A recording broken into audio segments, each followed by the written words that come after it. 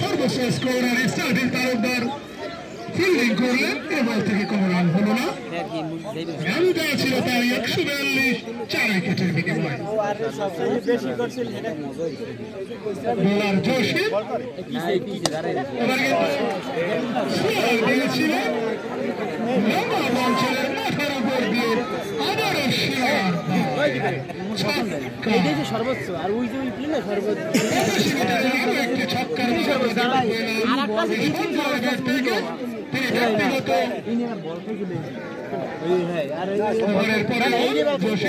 বেশি বেশি স্টাম্পের উপরে ছিল বল, দেখে শুনে ছেড়ে দিয়েছেন ব্যাটার সঙ্গে। ব্যক্তিগত 7 রানে অপরাজিত আছেন, প্রথম নামছে কিন্তু ছক্কার মার আমরা লক্ষ্য করেছি।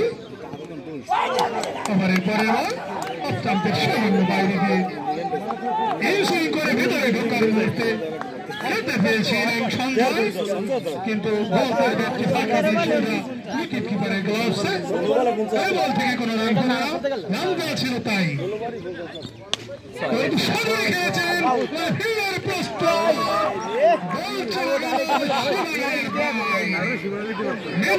অঞ্চলের মাথার উপর দিয়ে, আবারও ছক্কা।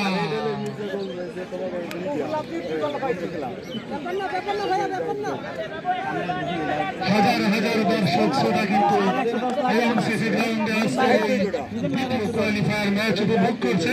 আপনারা দর্শকদের এক অংশ দেখতে পাচ্ছেন। পরের বল সপাটে খেলেছে,